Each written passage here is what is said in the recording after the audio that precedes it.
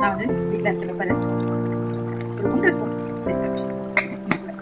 பெப்பரோட வாசனை செம்மையாக இருக்கும். வீட்டில் இதில் செய்யும்போது பார்த்தீங்கன்னா நான் வந்து சாதத்துக்கு கூட ஊற்றி சாப்பிட்றதுனால நான் அந்த மாதிரி வச்சுருக்கேன். பண்ணி செய்யணும் அதை கொஞ்சம் ஃபிட் பண்ணுவேன். இதுக்குன்னா நம்ம உள்ள ஊற்றிருக்கோம் எண்ணெய், அது வந்து கொஞ்சம் பிரிஞ்சு வெளியில் வரும். அதனால் இதுக்கு மேலே அப்படியே மல்லித்தூள் தூவி விட்டுட்டு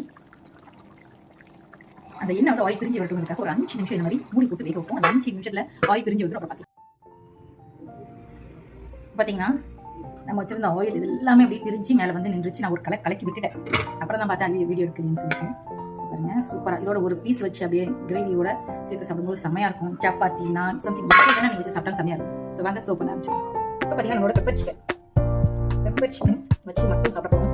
ப்ளஸ் என்னோட பார்த்தீங்கன்னா உங்களுக்கு தெரியும் எம்மையாக சமைச்சு சாப்பிடுறோம். ஸோ நீங்களும் இதே மாதிரி சாப்பிட்டு ட்ரை பண்ணி பார்த்துட்டு இதை கமெண்ட்ல சொல்லுங்க இது எப்படி இருந்துச்சுன்னு சொல்லிட்டு. ஸோ இந்த பிடிச்சா லைக் பண்ணி கமெண்ட் பண்ணுங்க, ஷேர் பண்ணி சப்ஸ்கிரைப் பண்ணுங்க. தேங்க்ஸ் ஃபார் வாட்சிங். Bye friends.